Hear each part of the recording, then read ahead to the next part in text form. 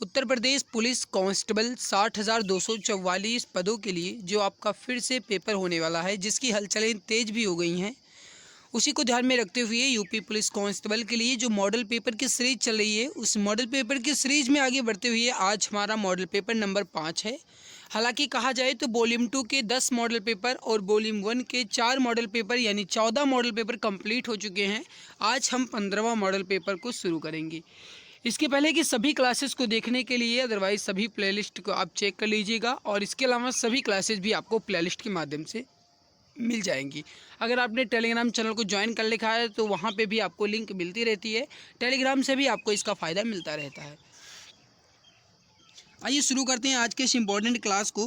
Class के starting में ही मैं आपको बता देना चाहता हूँ कि ये वॉल्यूम नंबर 1 का मॉडल पेपर नंबर 5 है एग्जामपुर का। चलिए शुरुआत करते हैं इस मॉडल पेपर नंबर 5 के पहले सवाल को देखते हुए पहले सवाल को शुरू करते हैं। फर्स्ट क्वेश्चन आपके सामने।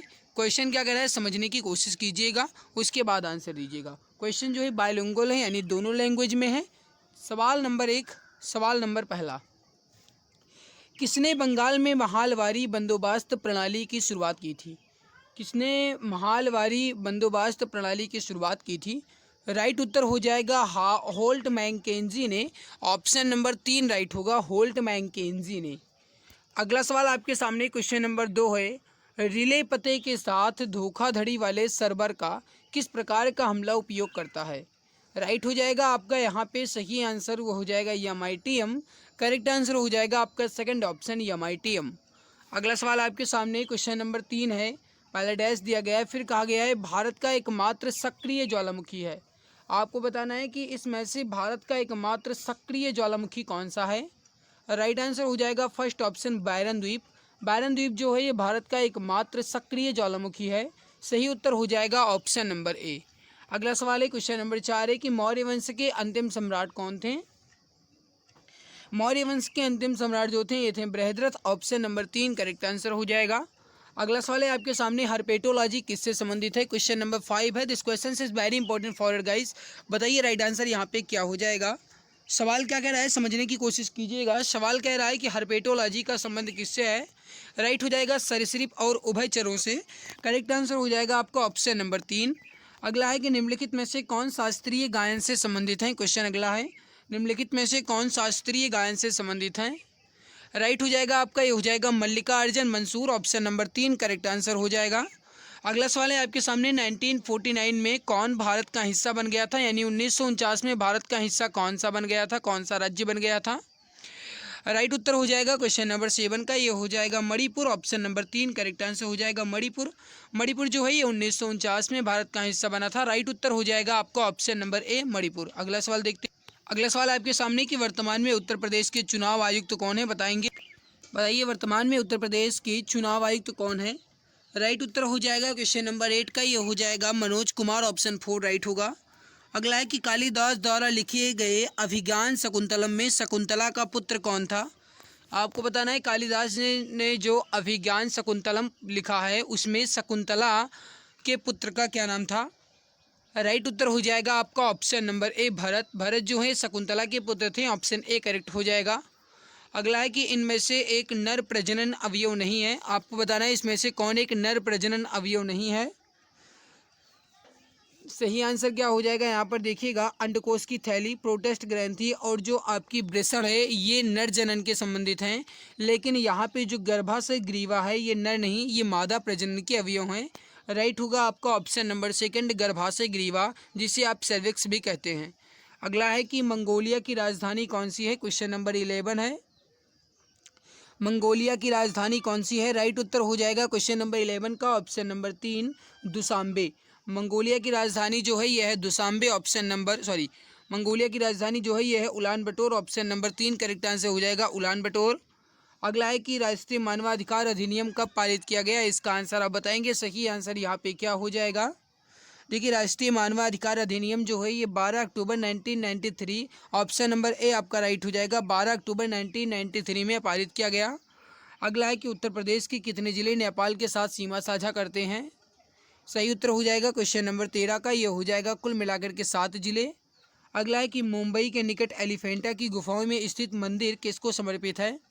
आज का हमारा टारगेट है कम समय में सभी क्वेश्चंस को कंप्लीट कर लेना। मैं कोशिश करूंगा कि डेली क्लास जो है 40 मिनट की हो जाती है, लेकिन आज मैं कोशिश करूंगा कि 30 मिनट यानी मात्र आधे घंटे में पूरी क्लास कंप्लीट हो जाए।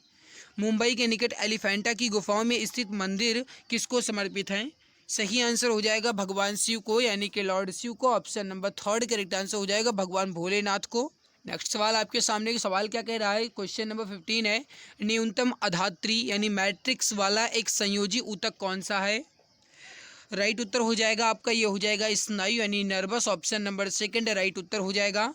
अगला है कि निम्नलिखित में से कौन एक स्थल रुद्ध नदी है? सही आंसर हो जाएगा क्वेश्चन नंबर 16 का, ये हो जाएगा ऑप्शन नंबर 3 लूनी नदी। समझने की कोशिश कीजिएगा। अगर आपसे सवाल ये पूछा जाए कि अजमेर, राजस्थान का अजमेर जो है ये किस नदी के किनारे बसा है, तो ये लूनी नदी के किनारे ही बसा है, इसको भी ध्यान रखिएगा। और एकमात्र स्थल रुद्ध नदी कौन सी है, तो आपकी लूनी ही है, जो कच्छ के रण में समाप्त हो जाती है। अगला सवाल है कि अंतर्राष्ट्रीय योग दिवस किस दिन मनाया जाता है? अंतर्राष्ट्रीय योग दिवस जो है 21 जून को मनाया जाता है। राइट उत्तर हो जाएगा ऑप्शन नंबर ए 21 जून को अंतर्राष्ट्रीय योग दिवस 21 जून को मनाया जाता है। अगला सवाल है कि कुना निम्नलिखित में से किस देश की मुद्रा है? कुना निम्नलिखित में से किस देश की मुद्रा है? सही उत्तर हो जाएगा आपका ऑप्शन नंबर ए क्रोएशिया की मुद्रा है। Option number A correct answer हो जाएगा। अगला है कि मालवा पठार की प्रमुख मिट्टी कौन सी है? मालवा पठार की प्रमुख मिट्टी जो है यह है काली मिट्टी, जिसे आप काली कपासीय मिट्टी के नाम से भी जानते हैं, ब्लैक सॉयल। राइट हो जाएगा आपका ऑप्शन नंबर ए। अगला सवाल है कि कौन सा एंजाइम दुग्ध प्रोटीन को कैल्शियम पैराकिसिनेट में परिवर्तित करता है? सवाल फिर से समझिएगा। कौन सा एंजाइम दुग्ध प्रोटीन को कैल्शियम पैराकिसिनेट में परिवर्तित करता है? राइट उत्तर हो जाएगा renin. Option number 2 correct answer हो जाएगा। क्वेश्चन नंबर 21 है कि भारतीय स्वतंत्रता के दौरान समाचार पत्र यंग इंडिया को किसके द्वारा प्रकाशित किया गया था?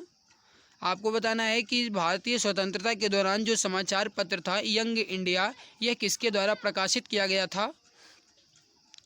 सही आंसर जो हो जाएगा ये हो जाएगा ऑप्शन नंबर 3 महात्मा गांधी के द्वारा। ऑप्शन 3 करेक्ट आंसर हो जाएगा। अगला है कि 10 सेंटीमीटर फोकस दूरी के एक लेंस की क्षमता कितनी होगी? देखिए, लेंस की क्षमता को मापने के जो मात्रक होते हैं वो होते हैं डायोप्टर, और 10 सेंटीमीटर के एक फोकस दूरी के एक लेंस की क्षमता जो होगी ये 10 डायोप्टर होगी। राइट उत्तर हो जाएगा आपका ऑप्शन नंबर ए 10 डायोप्टर। अगला है कि बौद्ध गुफाओं के लिए प्रसिद्ध कार्यालय यह किस राज्य में है? आपको बताना है कि बौद्ध गुफाओं के लिए जो प्रसिद्ध कार्यालय है यह किस राज्य में है। क्वेश्चन नंबर 23 है। राइट उत्तर हो जाएगा आपका, ये हो जाएगा महाराष्ट्र में। Option number A correct answer हो जाएगा महाराष्ट्र में। अगला आपके सामने कि किस प्रकार का कर एक जीएसटी है? देखिए, जीएसटी जो है ये किस प्रकार का कर है? सही उत्तर हो जाएगा आपका एक अप्रत्यक्ष कर है, यानी इनडायरेक्ट कर है। राइट उत्तर हो जाएगा आपका ऑप्शन नंबर 2 जीएसटी जो है ये एक अप्रत्यक्ष कर है। अगला सवाल है आपके सामने, क्वेश्चन नंबर 25 है। सवाल कह रहा है कि निम्नलिखित में से चिकित्सा विज्ञान की कौन सी शाखा यकृत के उपचार और अध्ययन से संबंधित है? यानी यकृत के उपचार और अध्ययन को हम विज्ञान की किस दृष्टि के अंतर्गत या किस शाखा के अंतर्गत रखेंगे? क्वेश्चन नंबर 25 है। सही आंसर हो जाएगा आपका, ये हो जाएगा हेप्टोलॉजी में। ऑप्शन नंबर 2 करेक्ट आंसर हो जाएगा। अगला सवाल है, निम्नलिखित राजवंशों में सबसे पुराना राजवंश कौन सा है?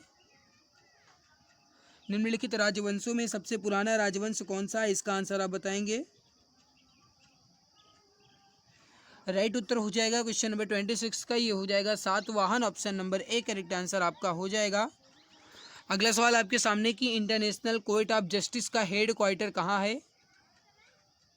इंटरनेशनल कोर्ट ऑफ जस्टिस या फिर कहा जाए अंतर्राष्ट्रीय न्यायालय का हेड क्वार्टर कहाँ पे है? राइट उत्तर हो जाएगा क्वेश्चन नंबर 27 का, ये हो जाएगा द हेग में। ऑप्शन नंबर 4 करेक्ट आंसर हो जाएगा। अगला है कि निम्नलिखित में से कौन सी एजेंसी भारत में साइबर सुरक्षा के नोडल एजेंसी के रूप में कार्य करती है? आपको बताना है इसमें से कौन सी एजेंसी भारत में साइबर सुरक्षा के रूप में नोडल एजेंसी के रूप में कार्य करती है। राइट हो जाएगा आपका भारतीय कंप्यूटर आपातकालीन प्रतिक्रिया टीम। राइट आंसर हो जाएगा 28 का ऑप्शन नंबर ए। अगला सवाल है आपके सामने कि ददरी मेला, जिसे आप पशु मेला भी कहते हैं, ये कार्तिक पूर्णिमा को कहाँ पे लगता है? दादरी मेला या फिर कहा जाए पशु मेला, यह कार्तिक पूर्णिमा को लगता है। ये लगता कहाँ पे है ये आपको बताना है। राइट उत्तर हो जाएगा आपका, ये हो जाएगा बलिया में। ऑप्शन नंबर 3 करेक्ट आंसर हो जाएगा। 29 नंबर का सवाल ऑप्शन 3 राइट होगा। अगला है कि भारत में नियोजित आर्थिक विकास प्रथम पंचवर्षीय योजना की शुरुआत के किस वर्ष प्रारंभ हुआ था। देखिए आर्थिक नियोजित जो नियोजित विकास है ये प्रथम पंचवर्षीय योजना में शुरू हुआ था। पहली पंचवर्षीय योजना जो है ये 1951 से 1951 से 1956 तक ये चली थी। तो यहाँ पे ये 58 और यहाँ पे जो आपका 48 है तो बिल्कुल गलत हो गया।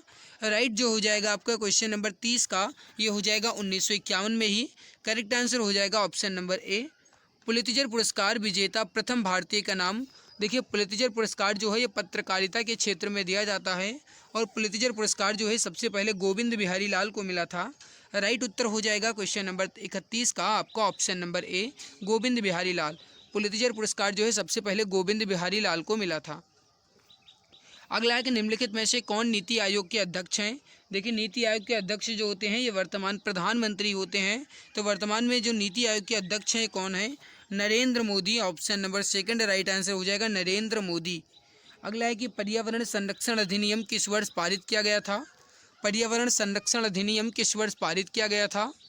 सही उत्तर जो हो जाएगा ये हो जाएगा 1986 यानी कि 1986 में पर्यावरण अधिनियम जो है ये 1986 में पारित किया गया था। सही उत्तर हो जाएगा आपका ऑप्शन नंबर बी।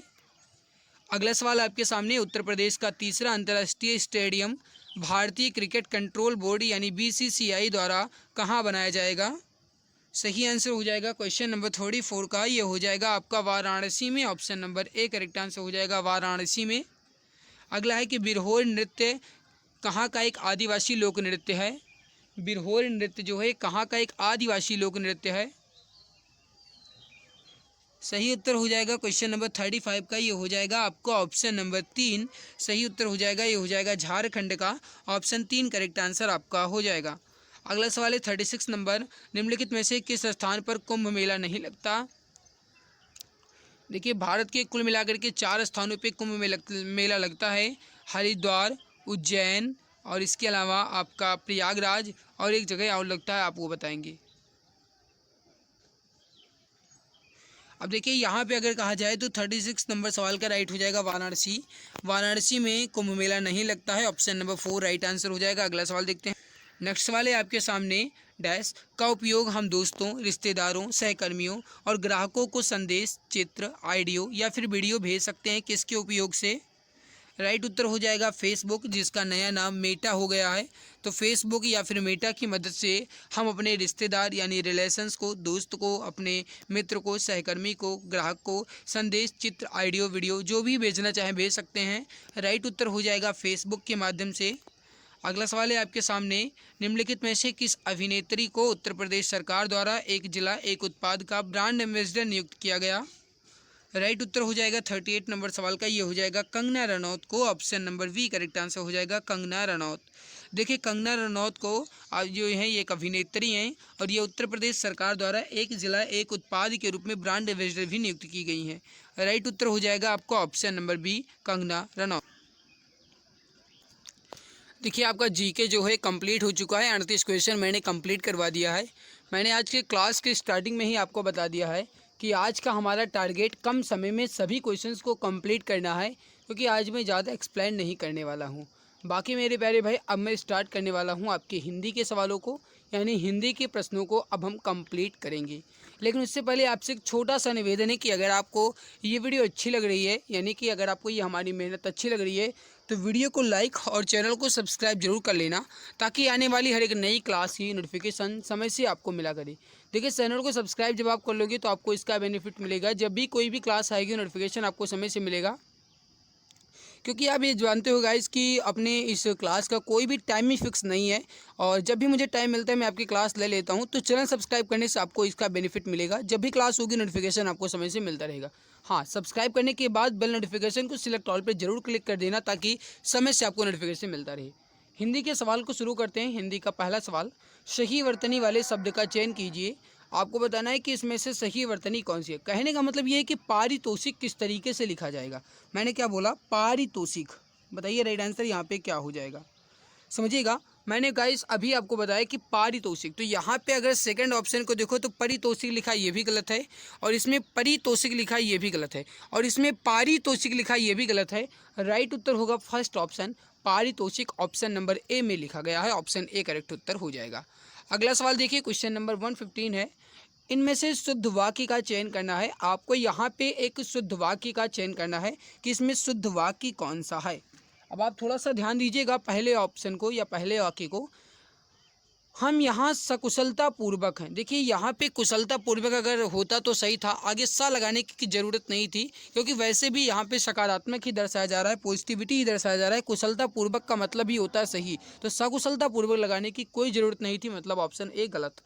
रत्ना ने पुस्तक नहीं लौटा दी, ये भी गाइस कहीं ना कहीं गलत ही लग रहा है। रत्ना ने पुस्तक नहीं लौटा दी, ये भी गलत है। हम अभी अभी दूध पिए हैं, अब यहाँ पे आप बताइए क्या यह सही है। हम अभी अभी दूध पिए हैं, हम अभी दूध पिए हैं ये हो सकता था, लेकिन अभी अभी नहीं होगा। सभी एक एक करके हार गए, हाँ ये बिल्कुल सही है, सभी एक एक करके हार गए। राइट उत्तर होगा आपका ऑप्शन नंबर 4। अगला है कि दोनों हाथों में लड्डू होना, इस मुहावरे का उचित अर्थ का चयन कीजिए।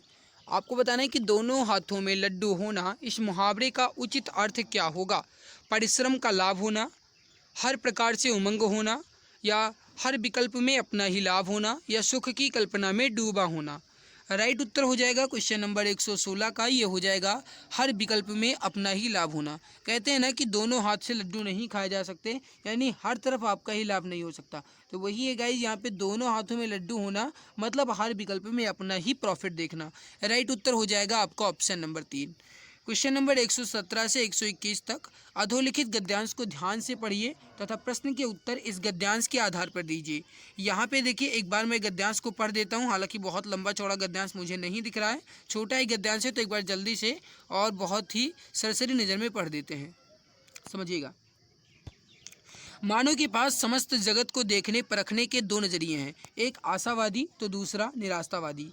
इसे सकारात्मक और नकारात्मक दृष्टि भी कहते हैं। जो आशावादी या सकारात्मक मार्ग पर चलते हैं वह सदैव आनंद की अनुभूति प्राप्त करते हैं, तथा निराशावादी या नकारात्मक दृष्टि वाले दुख के सागर में डूबे रहते हैं और सदा अपने आप को प्रस्थापित करने के लिए तर्क किया करते हैं। वह भूल जाते हैं कि तर्क और कुतर्क से ज्ञान का नाश होता है एवं जीवन में विकृति उत्पन्न होती है। आशावादी कभी तर्क नहीं करता, फलस्वरूप वह आंतरिक आनंद की प्रतीति करता है। वह मानता है कि आत्मिक आनंद कभी प्रहार या काटने की प्रक्रिया में नहीं है। किसी परंपरा का विरोध करने से ही प्रतिमा ऊपर नहीं उठती, विरोध से नाश होता है। इसलिए जगत में सदा आशावाद ही पनपा है, उसने ही महान व्यक्तियों का सृजन किया है। निराशावाद या नकारात्मकता की नींव पर कभी किसी जीवन प्रसाद का निर्माण नहीं हुआ। इस गद्यांश को पढ़ने के बाद इसी गद्यांश से रिलेटेड जो सवाल हैं वो आपको दिए गए हैं। अभी आपने गद्यांश को पढ़ा, अब इस गद्यांश को आपको एक टाइटल देना है, यानी कि आपको बताना है कि इसका एक सबसे अधिक और सबसे अच्छा या उपयुक्त शीर्षक क्या हो सकता है।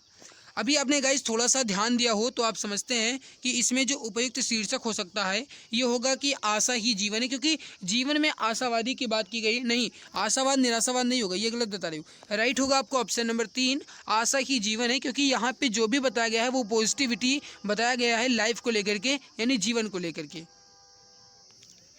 अगला सवाल क्वेश्चन नंबर 118 है कि परंपरा का विरोध करने से प्रतिभा ऊपर नहीं उठती, इसका मतलब क्या है। परंपरा का विरोध करने से प्रतिभा ऊपर नहीं उठती, इसका आशय क्या है या फिर इसका मतलब क्या है। परंपरा व्यक्ति को दकियानूसी बनाती है, परंपरा का विरोध व्यक्ति को प्रतिभा संपन्न बनाता है, परंपरा को स्वीकारने से प्रतिभा नष्ट नहीं होती। ये बिल्कुल सही उत्तर हो जाएगा आपको ऑप्शन नंबर 3 करेक्ट उत्तर हो जाएगा। अगला है कि नकारात्मकता का आशय क्या है। कहने का मतलब है कि नकारात्मकता क्या आशय क्या है। अभी आपने देखा कि सकारात्मकता का जो आशय है ये है आशावादी, और जो नकारात्मकता का आशय है ये है निराशावाद, या फिर ऑप्शन ए राइट होगा। करेक्ट उत्तर हो जाएगा आपको option number A, option A is perfect answer. Next है निराशावादी दुख के सागर में डूबे रहते हैं और सदा अपने आप को प्रस्थापित करने के लिए तर्क किया करते हैं। के लिए क्या कहा जा सकता है कि निराशावाद कुंठा और प्रवचना की जननी है, निराशावादी का चेहरा चिंताओं की रेखाओं से घिरा रहता है, निराशावादी व्यक्ति दूसरों के आनंद से दुखी रहते हैं, या फिर उपर्युक्त सभी वाक्य सही हैं। देखा जाए तो इसमें कहीं ना कहीं सब कुछ सही लग रहा है। निराशा कुंठा और प्रवंचना की जननी है, बिल्कुल सही है। निराशावाद वादी का चेहरा चिंता की रेखाओं से घिरा रहता है, ठीक है। निराशावादी व्यक्ति दूसरों के आनंद से दुखी रहते हैं, ये भी सही है। आपने गाइस एक कहावत सुनी होगी, गांव में कहा जाता है कि वो अपने दुख से नहीं बल्कि दूसरों के सुख से परेशान है। तो वही बात है कि निराशावादी व्यक्ति दूसरों के आनंद से दुखी रहते हैं। राइट होगा आपका उपर्युक्त सभी वाक्य सही हैं। दिया गया ऑप्शन 4 करेक्ट आंसर हो जाएगा। अगला है कि आत्मिक आनंद से क्या आशय है। आत्मिक आनंद से क्या आशय, मतलब आत्मिक आनंद का मतलब यह है कि आत्मा के अंदर जो आपको आनंद मिले, यानी मन के अंदर ही आपको मौज मिले। बिल्कुल भाई, ऑप्शन बी आपका राइट हो जाएगा, मन के अंदर की मौज। ऑप्शन बी करेक्ट आंसर आपका हो जाएगा। भारत संज्ञा का कौन सा प्रकार है। भारत संज्ञा का कौन सा प्रकार है, आप बताएंगे।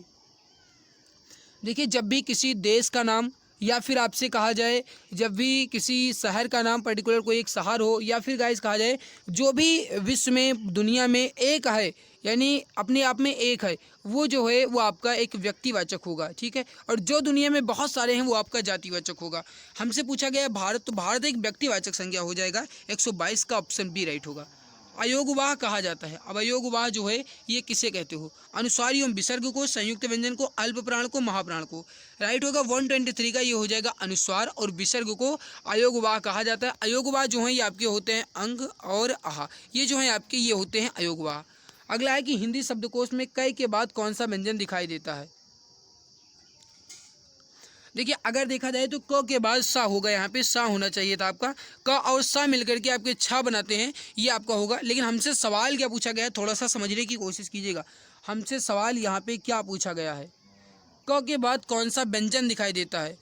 तो व्यंजन तो आप खा कह सकते हैं, यहाँ पे छा आपका तभी होता है जब यहाँ पे सा लिखा होता है, ठीक है। थोड़ा सा डाउट लग रहा है, बात देख लेंगे फिर बताएंगे आपको। 125 नंबर है कि निम्नलिखित शब्दों में से प्रयुक्त प्रत्यय किस विकल्प में ठीक ठीक प्रदर्शित किए गए हैं। कहने का मतलब है धमाका, लड़ाकू, उड़ाक, छिलका। इसमें आपको बताना है कि प्रत्यय कौन कौन से। धमाका में कौन सा प्रत्यय है, देखो धमाका में आकू प्रत्यय होगा नहीं और का प्रत्यय होगा नहीं। अब यहाँ पे अगर कहा जाए तो धमाका में जो प्रत्यय आपको सही लग रहा है वो आ का प्रत्यय लग रहा है, तो ऑप्शन नंबर 3 पहले ही मिल गया। और लड़ाकू में आकू प्रत्यय है, उड़ाक में आग प्रत्यय है, और छिलका में का प्रत्यय है। छिल जो है आपका ये मूल शब्द है, तो आका, आकू, आग का जो है आपका ये राइट होगा आपका ऑप्शन नंबर 3। नेक्स्ट, निम्न में से किस शब्द में अधि उपसर्ग नहीं है। आपको बताना है कि इसमें से किस उपसर्ग में अधि उपसर्ग नहीं है। 126 अधि उपसर्ग नहीं है, इसमें आधार में नहीं है। अधि में अध्ययन में है, अध्याय में, अध्यापक में है अधि, लेकिन आधार में नहीं है। Option number 4 right. पार और फल कर्ता पर हो उसे आप क्या कहेंगे। जिन क्रियाओं का व्यापार और फल कर्ता पर हो उसे आप क्या कहेंगे। राइट उत्तर हो जाएगा उसे हम अकर्मक क्रिया कहेंगे। ऑप्शन नंबर 4 राइट आंसर हो जाएगा, उसे हम अकर्मक क्रिया कहेंगे। अगला नेक्स्ट 128 है, निम्नलिखित में से शुद्ध वाक्य का चयन कीजिए। आपको बताना है इसमें से शुद्ध वाक्य कौन सा है। 128 नंबर सवाल है। यशोधरा मैथिली शरण गुप्त की एक श्रेष्ठ रचना है, ठीक है। वाल्मीकि गलत लिखा गया है। भारत समृद्धशाली, समृद्ध भी गलत लिखा गया है। मेरी आवाज़ संसद में गूंजेगी यहाँ पे, ये भी आपका यहाँ पे मेरी आवाज़ संसद में गूंजेगी, ये भी कहीं ना कहीं गलत ही है। हाँ, आवाज़ गलत है ना, ये गलत लिखा गया है। राइट होगा आपका ऑप्शन नंबर यशोधरा मैथिली शरण गुप्त की एक श्रेष्ठ रचना है। ऑप्शन ए राइट आपका हो जाएगा। नेक्स्ट, इसमें से शुद्ध वाक्य का चयन कीजिए। आपको बताना है कि ध्वन्यालेख जो है किस तरीके से लिखा जाएगा, या फिर ध्वन्यालेख जो है इसकी शुद्ध वर्तनी क्या होगी। 129 नंबर सवाल है। राइट आंसर क्या हो जाएगा बताइए। देखो ध्वन्यालोक तो होगा नहीं, ध्वन्यालेख आपका हो जाएगा, ये हो जाएगा सेकंड ऑप्शन में। ध्वन्यालोक जो है आपका ये सेकंड ऑप्शन में दिया गया है, ऑप्शन सेकंड राइट हो जाएगा। जो बालक सुशील होते हैं वो बड़ों की आज्ञा मानते हैं, रचना से वाक्य का कौन सा प्रकार है। कहने का मतलब यह है कि रचना की दृष्टि से कौन सा वाक्य है। जो बालक सुशील होते हैं वो बड़े की आज्ञा मानते हैं, ये रचना की दृष्टि से कौन सा वाक्य है, समझिएगा। जो बालक सुशील होते हैं वह बड़ों की आज्ञा मानते हैं, मतलब बड़ों की आज्ञा मानने का जो आश्रय है ये निर्भर करता है सुशील बालक के ऊपर। मतलब कहीं ना कहीं ये आश्रय वाला वाक्य है, आश्रित वाला वाक्य है। और जहाँ पे भी एक दूसरे पे आश्रित हो उसे आप क्या कहते हो, मिश्र वाक्य कहते हो ना। तो राइट उत्तर क्या हो जाएगा आपका 130 नंबर का मिश्र वाक्य हो जाएगा। ऑप्शन ए राइट आंसर हो जाएगा। आप भला तो जग भला, इस वाक्य में रेखांकित शब्द में कौन सा सर्वनाम है। इसमें आप का सर्वनाम आपको बताना है। आपने पढ़ा भी होगा, शायद कक्षा 7 में या 8 में था, आप भले तो जग भला। देखिए राइट होगा आपका निजवाचक है, ऑप्शन सेकंड राइट होगा निजवाचक। नेक्स्ट है पो प्लस अन किस स्वर का मतलब किस स्वर संधि का उदाहरण है। पो प्लस अन किस स्वर संधि का उदाहरण है। पो और धन अन जो आपका बनेगा ये पवन बनेगा, और इसका जो संधि का नाम होगा ये होगा अयादि संधि। राइट होगा आपका ऑप्शन नंबर बी, अयादि संधि।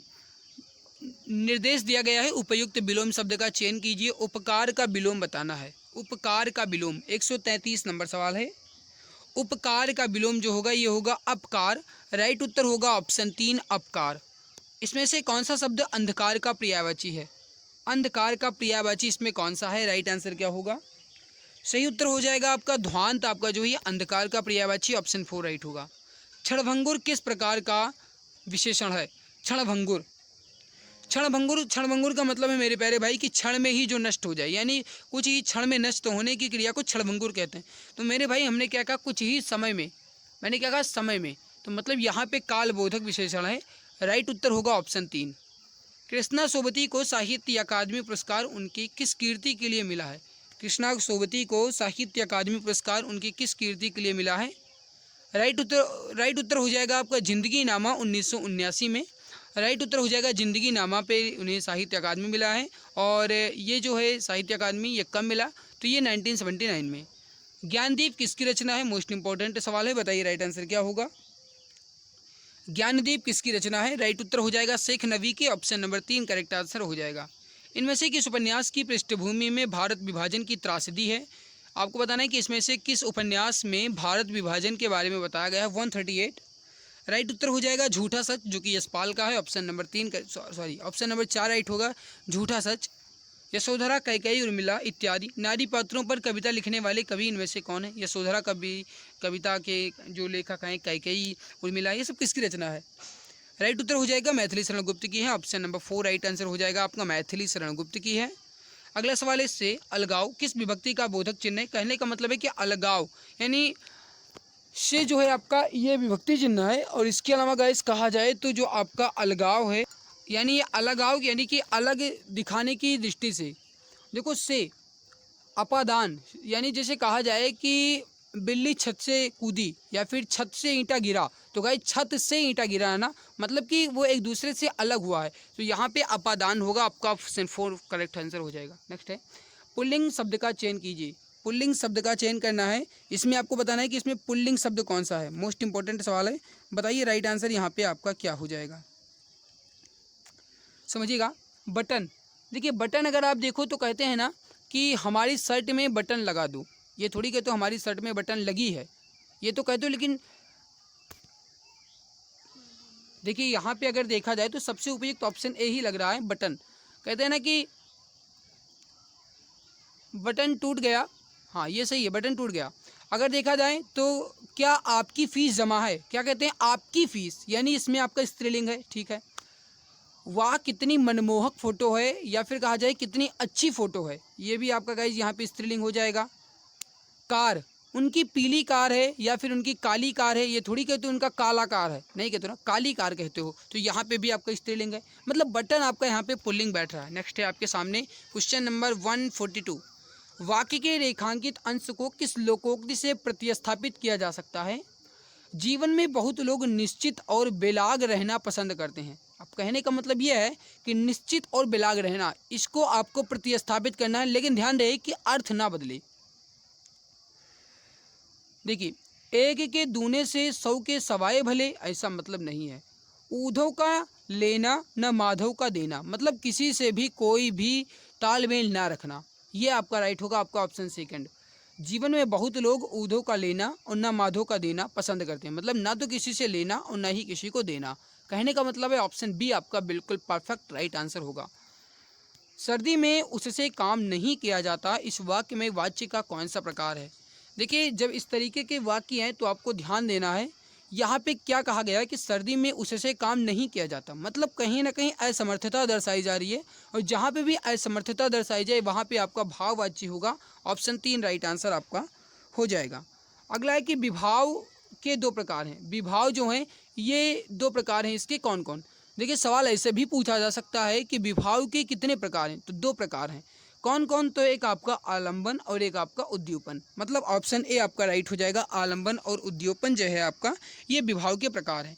बढ़ते हैं अगले सवाल की तरफ। 145 नंबर सवाल है, जब वाक्य में एक समान अधिकरण का प्रयोग होता है तो किस विराम चिन्ह का उपयोग किया जाता है? एक समान अधिकरण मतलब बताइए पहले राइट आंसर क्या होगा? सही आंसर हो जाएगा आपका, ये हो जाएगा अर्धविराम का, थर्ड ऑप्शन राइट होगा। किस छंद का प्रथम व अंतिम शब्द एक सा होता है? किस छंद का प्रथम और अंतिम शब्द एक सा होता है? राइट आंसर हो जाएगा आपका कुंडलिया का, ऑप्शन ए राइट हो जाएगा। निम्नलिखित में से कौन सा तत्सम शब्द नहीं है? अब तत्सम नहीं है मतलब तद्भव है। निम्न में से कौन सा एक तत्सम नहीं है? देखो यहाँ पे अगर देखा जाए क्वेश्चन नंबर 147 का, तो ऑप्शन ए ही आपका राइट है, जोगी। जोगी जो है आपका ये तत्सम नहीं बल्कि तद्भव है। जोगी का जो तत्सम होता है ये योगी होता है, ये बात आप ध्यान रखिएगा। जटा आपका तत्सम है, यम आपका ये भी तत्सम है और यौवन आपका ये भी तत्सम है। निम्नलिखित अलंकारों में से अर्थालंकार के आपको भेद बताने हैं, मतलब अर्थालंकार इसमें कौन सा है? देखो इसमें अनुप्रास, यमक और श्लेष ये आपके शब्दालंकार हैं। यहाँ पे शब्द में चमत्कार उत्पन्न होता है वहाँ पे ही शब्दालंकार होता है, और जहाँ पे अर्थ में चमत्कार उत्पन्न हो वहाँ पे अर्थालंकार होता है। हमसे पूछा क्या गया अर्थालंकार का भेद कौन सा है? तो परीक्षा हो जाएगा, राइट हो जाएगा आपका ऑप्शन नंबर बी। निम्नलिखित विकल्पों में से किसका अर्थ नीरस, महल, अनाड़ी ये सब होता है? 149 राइट हो जाएगा आपका, सेकंड ऑप्शन आरस, ऑप्शन नंबर सेकंड राइट हो जाएगा। आज का लास्ट सवाल 150 नंबर है कि अनुरूप में कौन सा समास है? ध्यान अगर आप दो तो इसमें अनु उपसर्ग लगा है, और जहाँ पे भी आगे आपका अव्यय पद हो यानी उपसर्ग जैसे हो तो वहाँ पे आपका अव्ययी भाव होता है। ऑप्शन 4 आपका राइट आंसर हो जाएगा, अनुरूप में अव्ययी भाव समास है। सो गाइस यहाँ पे हमने आपके जीके और इसके अलावा हिंदी के क्वेश्चंस को अच्छे से कंप्लीट कर लिया है। आई होप ये आज की हमारी मेहनत आपको अच्छी लगी होगी। भाई अगर अच्छी लगी तो लाइक ज़रूर कर देना, चैनल पे पहली बार आए हो तो सब्सक्राइब कर लेना।